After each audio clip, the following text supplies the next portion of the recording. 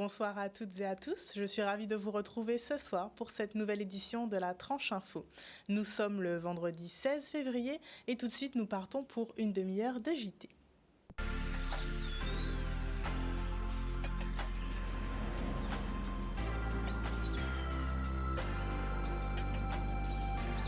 Au pôle logistique du CHU, aux Abîmes, la mobilisation des salariés se poursuit. Depuis plus de 2 semaines, les représentants du syndicat réclament entre autres l'application d'un accord signé en 2015 relatif à l'évolution de carrière du personnel. Les négociations lancées avec la direction s'éternisent au grand regret des salariés, encore sur le piquet de grève aujourd'hui. Reportage de Charlie Dagonia. Toute semaine là, il travaille sur ce projet de fin de crise. Et au final, hier était pour une négociation. On a constaté que la direction a refusé les négociations pour un certain nombre de monde pour entrer en salle là. Donc il y a 3 personnes entrer en salle là, alors que dans Paul là, les différents services, il y a demandé qu'il y ait 2 représentants dans chaque service. Et 3 représentés à syndicat là. C'est-à-dire ni des gens qui effectivement qui rentrent depuis un certain nombre d'années et ils ne peuvent pas bouger dans celle iota, ils ne peuvent pas avancer. D'accord? Grade à eux pas avancer, ils bloqués. Il y a un protocole qui est signé depuis 2015 avec la direction générale et c'est ça nous commandé de mettre en application. Et malheureusement, hier, ils ont convoqué nous à 3h de l'après-midi pour noter ça finalisé parce que nous passons vendredi en nous qu'à travailler à ça. Ben là nous arrivons, nous avons constaté que madame là a imposé nous 3 personnes. Il y a 3 personnes pour nous avancer. Nous ne pouvons pas avancer avec 3 personnes parce que chaque secteur, ni secteur blanchisserie qui nous représente en secteur cuisine, secteur administratif, secteur archives, secteur magasin. Alors, il faut tout le monde là pour ça effectivement poser, pour nous, pas même poser, c'est finaliser le problème là, parce que c'était simplement pour finaliser, pour nous pointer, pour nous conclure. Mais on a senti qu'il y a une volonté manifeste de la part de la direction que nous pas arriver à bout à projet là ça. Il y a envenimer situation là, il y a fait traîner dans le temps. En qui but, nous pas savons. Directeur là dit dans les zones que le personnel n'a raison. Lui-même, il vrai qu'il y a des bordel, qu'il y a des malpropretés, que les gens qui étaient avant, les sont malpropretés là, qu'ils n'ont pas respecté, ils n'ont pas appliqué les protocoles depuis 9 ans. D'accord? Alors, normalement, pas censé ni problème. Parce qu'il y a un certain nombre de gens qui sont rentrés en salle, c'est que ce soit ils ont tigé, ça sont problématiques. Mais nous, c'est des grands mondes. Alors, on pense que si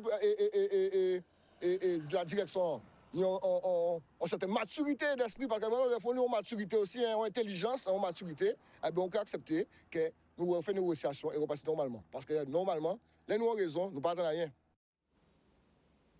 Le SMGEAG informe ses usagers de la levée d'interdiction de consommation de l'eau dans les communes du Moule, de Petit Canal et de Sainte-Rose. Après résultat des analyses réalisées, la qualité de l'eau est à nouveau conforme aux normes de potabilité, a indiqué l'ARS dans un communiqué en date du 15 février. L'interdiction décidée par l'ARS les 9 et 10 février dernier a donc privé d'eau des milliers d'administrés dans ces communes. Pour endiguer ce problème et faire réagir les instances compétentes, les associations de défense des usagers de l'eau en Guadeloupe ont lancé un appel à la mobilisation ce lundi 19 février devant le siège du SMGEAG et ont invité les Guadeloupéens, dans un communiqué, à refuser le paiement des factures d'eau en signe de contestation. Cette proposition est-elle la solution qui permettra d'accélérer les travaux de mise en conformité des canalisations et par conséquent de résoudre le problème de distribution de l'eau en Guadeloupe? La réponse des habitants au micro de Michel Depape. Arrêtez de payer les factures d'eau. Arrêtez de payer les factures d'eau. Bon, apparemment, l'eau qu'on consomme, ça vient de la rivière. Arrêtez de payer, mais diminuer sur la facture. Je trouve que on paye plus d'eau usagée en Guadeloupe que l'eau même qu'on utilise. Donc, je trouve ça, c'est vraiment un peu dommage. Ça, je suis d'accord parce qu'il y a trop de problèmes avec les coupures d'eau, les fuites dans les différentes canalisations qu'il peut y avoir. Et des fois, on reçoit des factures. Enfin, j'ai déjà reçu des factures exorbitantes et la consommation est exactement la même que l'année précédente. Donc, oui, après, peut-être toujours payer, mais régler au moins ce problème-là pour pouvoir payer ce qu'on a consommé, quoi. Je suis même prête à me mobiliser.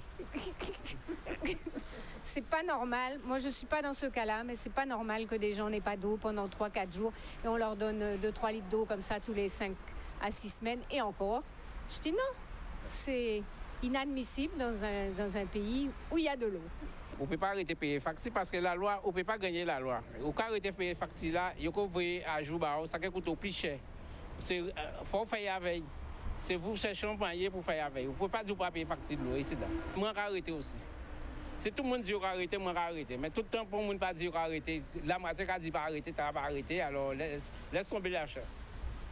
Je préfère dire ça comme ça. Oui, c'est ça pour nous faire.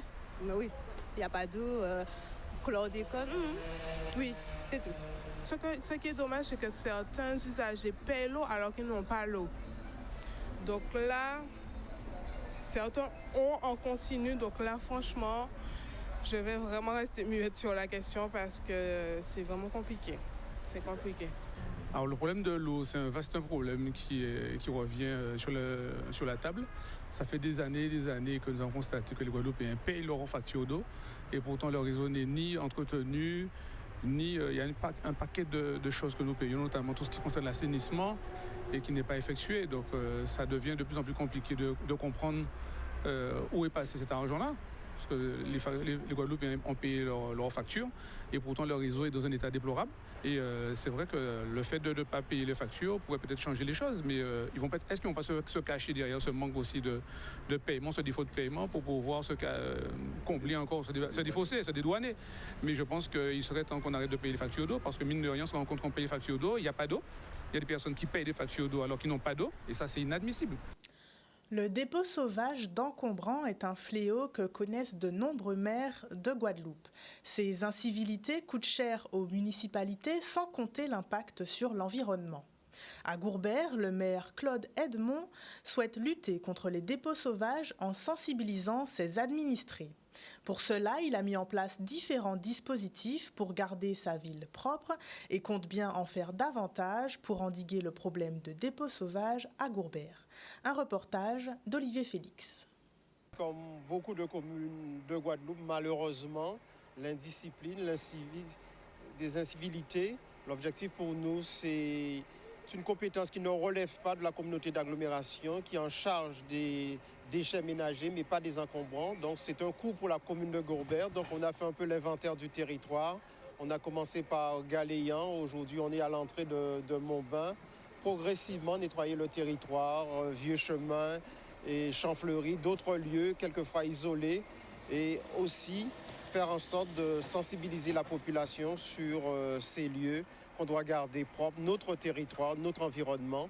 Et l'objectif pour nous, ça doit se passer par de la communication, faire en sorte de la pédagogie par des panneaux pour mieux protéger notre territoire, par aussi une police de l'environnement qu'on met en place. C'est aussi des réunions de quartier pour sensibiliser la population, pour entretenir leur territoire, pour surveiller leur lieu d'habitation, de confort. C'est aussi mettre aussi des bennes mobiles pour faciliter aussi les encombrants, pour éviter les dépôts de déchets sauvages sur le territoire. C'est mettre des caméras, c'est l'embellissement, le fleurissement du territoire. Donc c'est l'encerclement aussi de ces lieux pour éviter aussi de nouveaux dépôts sauvages sur le territoire de Gourbert. Faire en sorte que nous, chacun Guadeloupéen, soit responsable de son environnement. Si on arrive à cela, on aura un territoire beaucoup plus propre et les solutions sont mises en place avec le développement des déchets.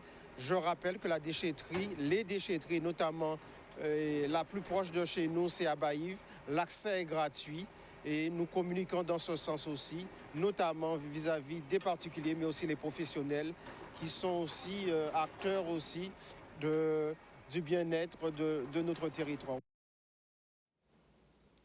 Selon l'INSERM, les règles douloureuses, appelées dans le jargon médical dysménorrhée, touchent environ 90% des femmes réglées de 18 à 49 ans, dont 40% avec une douleur modérée à sévère. Pour une femme sur 10, la cause en est l'endométriose. Ces douleurs peuvent être invalidantes, induisant des absences à l'école ou au travail. Pour cela, le groupe socialiste au Sénat a proposé un texte de loi visant à instaurer un arrêt de travail de 2 jours par mois maximum, sans délai de carence, pour les personnes souffrant de règles douloureuses. L'initiative a déjà été mise en place dans certaines collectivités, notamment à Arras ou à Tours. Hélène Conway-Mouret, auteure de la proposition de loi, souhaite par cette dernière soutenir et encadrer un mouvement enclenché avec courage dans les secteurs publics et privés. Hier, cette proposition a été rejetée par 206 voix contre 117 face aux craintes de la Chambre haute des effets secondaires non désirés de ce congé menstruel. Que pensez-vous de la décision du Sénat ? Vos réponses au micro de Michel Depape. Sincèrement, je n'ai jamais eu ça, moi personnellement, mais je connais des personnes qui l'ont et je trouve que c'est pas cool, c'est pas bien du tout, parce qu'elles souffrent vraiment, mais vraiment beaucoup. Puisque c'est clair, c'est pas une maladie, on est amené à vivre avec, mais c'est un peu dommage, puisque c'est clair qu'il y a beaucoup de femmes qu'on a les règles. C'est vraiment douloureux et même si c'est 2 voire 2 jours, on aurait pu mériter quand même pour le travail. C'est vraiment dommage. Mais après, bon, c'est l'État, on ne peut rien faire. Super, pourquoi ? Oui, mais parce que ce sont les femmes qui souffrent. Hein. Que voulez-vous ? De toute façon, c'est comme ça. Franchement, je ne m'intéresse pas du tout à la politique, donc je ne peux même pas vous répondre. Ça ne m'intéresse pas. Et de toute façon, même si c'est rejeté ou quoi que ce soit, ils vont prendre leurs décisions et nous, on aura juste à subir. Hein. On sait comment ça se passe. Vous savez, c'est la loi. Hein. Nous, on est là uniquement pour suivre. Mais moi, je ne peux rien dire sur ça. Ça, c'est l'État. Hein. Moi, je pense que c'est inadmissible parce qu'il y a des femmes, elles ont les règles douloureuses. Du coup, moi, je pense que oui, il faut faire quelque chose pour elles. Quand il y a dit, chaque chose qui a aller charia, c'est eux qui a vrai. Hein. Moi, je dis que dans d'autres pays, ça a été validé. Pourquoi pas nous, en fait ? Pourquoi pas nous ? Parce qu'il y a des femmes, vraiment, elles ne peuvent pas. C'est tchébé ou pas tchébé, avec ça. Donc, je trouve ça vraiment désolant. Hein. Moi, je trouve que c'est inadmissible. C'est inadmissible. Et puis, non, moi, franchement, non, je comprends pas. Après, on verra ce que ça donne après, mais voilà. Il y a des femmes qui souffrent, dont moi, déjà. Donc, il y a des femmes aussi qui souffrent de l'endométriose et d'autres. On ne va pas rentrer dans les détails. Mais c'est vraiment désolant. Ça doit être pris en compte. Je ne suis pas trop étonné non plus de la décision du Sénat, puisque le Sénat, généralement, ne prend des décisions que pour eux-mêmes. Les sénateurs et les députés n'ont eu aucune difficulté à prendre une loi pour augmenter leur rémunération. Par contre, dès qu'il s'agit de prendre des décisions pour la population, c'est très compliqué. Il y a toujours un problème. Il faut toujours avoir la loi. Il faut toujours la faire passer aux différents organismes. Donc non, ça ne m'étonnerait pas non plus qu'ils reviennent sur cette décision-là. Le 16 février est la journée d'hommage national aux militaires de la gendarmerie victimes du devoir. Pour commémorer la mémoire des gendarmes morts dans l'exercice de leurs fonctions, mais aussi avoir une pensée pour les blessés, une cérémonie d'hommage a été organisée aujourd'hui en présence du préfet de la Guadeloupe, Xavier Lefort. Un reportage de Maxime Morel. La cérémonie dite du 16 février, parce qu'elle se tient toujours à date fixe partout sur le territoire national, a vocation de rendre hommage aux gendarmes, d'abord morts dans l'exercice de leurs fonctions, certains tués, certains ayant offert leur vie pour celle des concitoyens. Ils sont 14 sur l'année écoulée au niveau national, leurs noms ont été égrenés, donc c'est une forme de respect et d'hommage. Les militaires tiennent beaucoup bien sûr à ces hommages, mais c'est aussi le 16 février l'hommage aux vivants, aux gendarmes du vivant, ceux du quotidien, alors ceux qui sont blessés. Il y en a encore en beaucoup plus grand nombre, et notamment ici en Guadeloupe, par exemple, chaque année, on dénombre une soixantaine de blessés. Ça peut étonner, c'est un chiffre important. Ce sont parfois des petites blessures du quotidien et des blessures beaucoup plus graves occasionnées par les opérations dans lesquelles les gendarmes sont engagés. C'est important de rappeler le travail au quotidien de la gendarmerie. Moi, j'ai salué à titre personnel l'action de la gendarmerie de Guadeloupe, qui, que ce soit en matière d'ordre public, de lutte contre la délinquance, fait un travail formidable au quotidien. En matière de sécurité routière également, fait un travail extrêmement important. C'est un travail parfois obscur, qu'on ne voit pas, parce qu'il y a un travail aussi judiciaire, d'enquête, mais c'est un travail extrêmement important pour assurer la sécurité de nos concitoyens et le respect des lois de la République sur le territoire. Le 16 février, c'est souligner aussi l'engagement de tout un chacun pour la gendarmerie. Et aujourd'hui, j'ai voulu mettre en valeur particulièrement la jeunesse de notre territoire. Nous avons signé aujourd'hui, par exemple, devant les autorités, le contrat d'engagement d'un de nos gendarmes adjoints volontaires qui part demain dans l'Hexagone faire sa formation de sous-officier après avoir réussi le concours.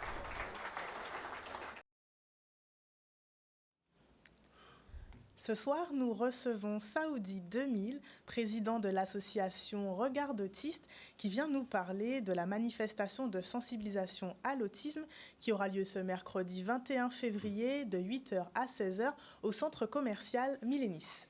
Bonsoir Saoudi. Bonsoir. Bienvenue sur notre plateau et merci d'être présent pour nous parler justement donc, de cette journée qui, je l'imagine, est importante pour vous. Est-ce que vous pouvez nous dire pourquoi ?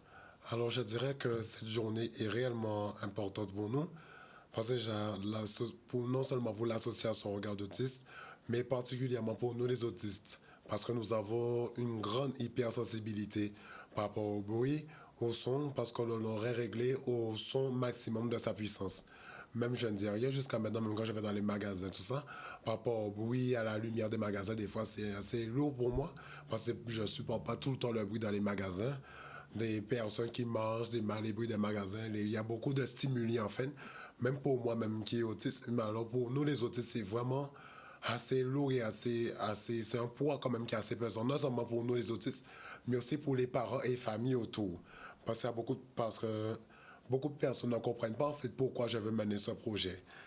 Et l'association Regard d'autistes veut mener ce projet pour toucher une grande partie même des magasins, même de la Guadeloupe, des grandes surfaces de Guadeloupe, pour qu'ils puissent prendre conscience de la réalité que nous, les autistes, nous endurons dans les magasins et les familles aussi. Parce que les familles aussi en prennent beaucoup, parce que des remarques, des réflexions qu'ils ne comprennent pas pourquoi. Ah, mais quand tu me l'as bougé comme ça, on ne va pas comprendre pourquoi peut-être tu me l'as bougé comme ça. Pour qu'il peut-être ne pas supporter le bruit, pas supporter les miens, on ne cherche pas à comprendre. Et c'est ça, en fait, que je veux mettre en avant, en fait.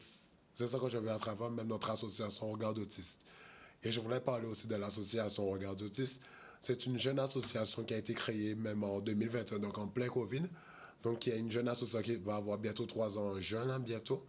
Et c'est une jeune association qui est faite et créée par nous, les autistes. Donc, c'est une association qui, je dirais, qui n'est vraiment pas comme les autres.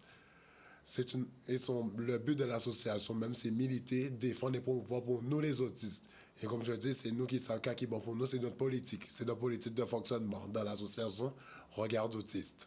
Très bien. Et donc, vous proposez lors de cette journée de réduire la luminosité et le son dans le supermarché Millénis pour justement permettre aux personnes autistes, enfants ou adultes, de pouvoir aussi faire leurs courses comme les autres. C'est ça. C'est ça. Et aussi, il y a ça aussi. Mais ce n'est pas tout le magasin, c'est l'entrée de Millénis, même la grande entrée de Millénis, qui est pratiquement concernée. Il y aura un petit peu moins de lumière, beaucoup moins de bruit, donc forcément, c'est un endroit, en fait. Ce n'est pas uniquement que tout le magasin, mais c'est vraiment un petit côté, vraiment d'espace aussi, d'un côté un peu détente. Pour les parents aussi, d'un côté qui n'aura pas de lumière. Ça peut être un espace aussi d'échange, parce qu'il y aura les mamans même qui sont déjà de l'association. Et aussi, ça permettra aussi, d'autre part, de connaître l'association, de vraiment connaître l'association et ceux aussi qui sont déjà allemands. Très bien. Et aussi, je devais dire aussi, il existe aussi 4 petites courants de sensibilité, comme l'hyperacousie, c'est l'intolérance au son de l'environnement de tous les jours. Ça peut être le son d'une moto, d'une voiture, un son qu'on ne supporte pas tous les jours. Après, en deuxième, il y a l'audition hypersensible spécifique. C'est vraiment la peur ça peut être un aspirateur, une machine à laver, ça peut être anodine, ça peut paraître complètement bête pour une personne neurotypique, on va dire, dite normale, ça peut lui passer au-dessus, mais pour une personne autiste, nous les autistes, on va vraiment s'attacher sur ce détail-là, parce que ça peut vraiment nous gêner, nous mettre vraiment mal à l'aise. Il y a aussi une peur persistante, inhabituelle du son. C'est vraiment qu'on n'a pas l'habitude d'entendre un son, ça peut vraiment nous frustrer ou soit nous renfermer sur nous. Et enfin, en dernier, la réaction émotionnelle, un son ou une musique qu'une personne dite normale ou neurotypique peut apprécier, mais ça peut nous énerver, nous stresser ou angoisser encore plus. Très bien. Donc voilà, en tant que personne autiste, vous êtes là aujourd'hui et vous serez aussi donc à Milénis le mercredi 21 février pour sensibiliser à l'autisme, faire comprendre au plus grand nombre donc les difficultés que vous pouvez rencontrer donc dans la vie de tous les jours, mais aussi dans les supermarchés, et enfin que les personnes puissent comprendre les réactions que vous pouvez avoir, mais aussi donc les stimuli, ce que ça peut provoquer chez vous. Très bien. Eh bien, je vous remercie, Saoudi, pour votre présence. Donc, le mercredi 21 février 2024, de 8h à 16h, l'association Regard d'autistes propose donc une journée de silence où la luminosité et le son seront donc réduits, comme nous le disait Saoudi, donc dans une partie du centre commercial Milénis, pour sensibiliser justement le plus grand nombre à l'autisme. Donc si jamais vous êtes intéressé, vous souhaitez en savoir plus sur l'autisme, n'hésitez pas à vous rapprocher de l'association Regard d'autistes sur la page Instagram Regard-8 d'autistes ou encore au numéro de téléphone 06 90 81 01 56. Merci beaucoup Saoudi, merci pour votre présence et pour ces explications. Clémence Bottineau, Miss Guadeloupe 2019 et Miss France 2020, s'est envolée aujourd'hui pour l'aventure Miss Monde qui se déroulera le 9 mars à Mumbai. Après plusieurs reports de date, elle pourra enfin représenter la France au concours international. Au cours donc de ce séjour, plusieurs challenges l'attendent, notamment le Top Model Challenge, le Challenge de sport ou encore des défilés et challenges d'éloquence. Miss France 2020, Clémence Bottineau compte sur notre soutien, sur le soutien des Guadeloupéens et de la France entière pour l'aider à décrocher le précieux sésame. Nous soutenons donc Clémence le 9 mars à Mumbai. À tout âge, il est important de pratiquer une activité physique régulière afin de maintenir un mode de vie sain. La 3e édition des rencontres sport et santé DROM s'est achevée aujourd'hui après 3 journées d'état des lieux et de discussions sur des problématiques et les solutions à apporter pour favoriser le développement de l'activité physique chez les Guadeloupéens. La Fédération française de l'éducation physique et gymnastique volontaire et le comité départemental EPGV de la Guadeloupe ont présenté les dispositifs en place et les recommandations des experts en matière de sport-santé en Guadeloupe. Charlie Dagonia. La fédération déploie un certain nombre d'activités pour modifier les comportements de vie de l'ensemble des concitoyens, qu'ils soient français ou ultramarins, pour un mode de vie plus sain et actif. Dans les projets à venir, on a déjà l'activité sport, santé, loisirs pour tout à chacun. Les personnes qui sont demandeurs de faire de l'activité sport, santé, loisirs, les personnes sédentaires, bien évidemment. On a également les personnes qui ont des pathologies, hypertension, obésité, cancer, etc. Donc on a des programmes de prévention, des PAC sport santé pour ces personnes-là. On a également la prévention des chutes pour les seniors, les programmes gym mémoire. Et donc on travaille sur tous ces ateliers. Alors nous sommes sur un comité de Guadeloupe très actif avec de nombreux partenaires qui est engagé aussi depuis de nombreuses années sur l'ensemble du territoire et qui propose des activités à la fois en extérieur mais aussi en intérieur sur différents publics, du plus jeune jusqu'aux seniors. On a des séances sport-santé pour les personnes qui vont très bien, des personnes lambda qui ne veulent pas forcément aller dans d'autres structures, qui veulent être encadrées, pris en charge par des professionnels formés au sport-santé. Et on travaille sur toute la Guadeloupe avec des éducateurs et des clubs sur toute la Guadeloupe. On a des partenariats assez conséquents.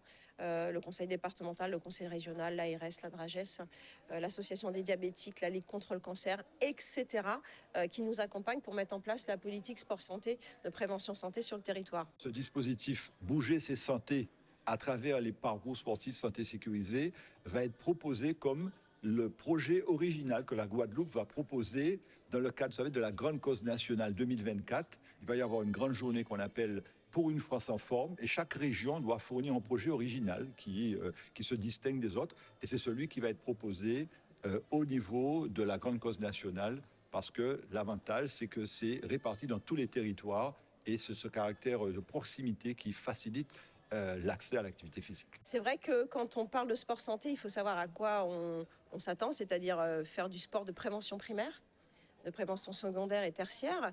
Il faut faire du sport avant la maladie, donc c'est ce qu'on parle de prévention primaire. Quand on est en bonne santé, on garde sa santé par l'activité sportive. L'activité physique, c'est mettre son corps en mouvement, faire du repassage, du ménage, tout ce qu'il y a, mais il faut faire aussi le minimum requis par les dernières recommandations de la Haute Autorité de Santé. Donc ça, c'est important comme dirait Dr Attal, de faire le SMIC par rapport au sport. Tous les Guadeloupéens ne font pas le SMIC requis. Nous sommes arrivés au terme de ce journal. Merci de votre fidélité. Le JT revient lundi à 18h30 et je vous souhaite une excellente soirée et un bon week-end sur Canal 10.